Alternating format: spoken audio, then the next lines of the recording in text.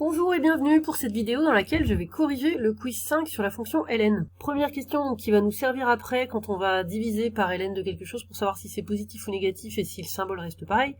Donc comment savoir si ln de x est positif ou négatif du coup.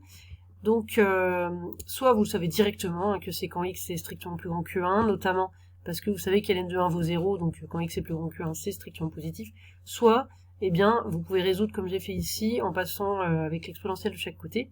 C'est équivalent puisque l'exponentielle est strictement croissante.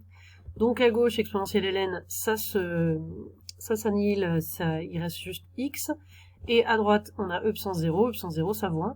Donc c'est la deuxième réponse. Deuxième question, on veut résoudre cette inéquation, 1,4 puissance n strictement plus grand que 10 puissance 30. Donc là, c'est exactement ce qui est expliqué dans la vidéo 5, que je vous invite à regarder si vous ne l'avez pas encore fait. Donc là, on utilise ln de chaque côté. Donc pour résoudre cette inéquation, on prend le logarithme népérien de chaque côté.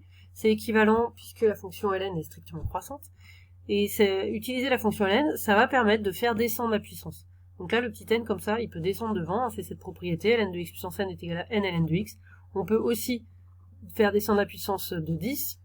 Et donc maintenant, pour avoir n tout seul à gauche, eh bien on divise par ln de 1,4, donc on obtient ceci, ce quotient. Et attention, donc c'est la réponse C, attention, ça n'est pas équivalent aux autres résultats. Donc la réponse C, c'est l'unique bonne réponse. La question suivante, c'est quel est ce premier anti-n pour lequel 1,4 puissance n plus grand que 10 puissance 30 ? Eh bien, en fait, on va reprendre la question d'avant, il faut regarder ce que vaut ce quotient. On fait le calcul à la calculatrice, on trouve à peu près 205,3.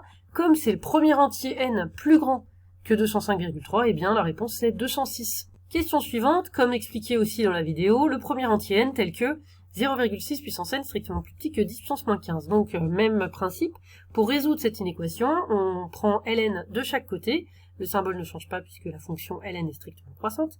Cette fonction ln elle a pour propriété que la puissance, on peut la descendre, la passer devant, donc ici le n passe devant, on peut faire la même chose avec la puissance moins 15.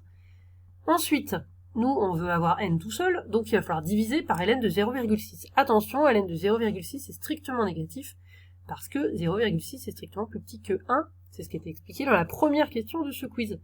Donc, le symbole change de sens quand on divise par ln de 0,6. Donc c'est ce résultat, c'est-à-dire le petit a. Et enfin, pour la dernière question, on regarde la valeur approchée de ce quotient. Moi, j'ai trouvé 67,6. Donc comme c'est le premier entier n qui est plus grand, eh bien c'est donc 68.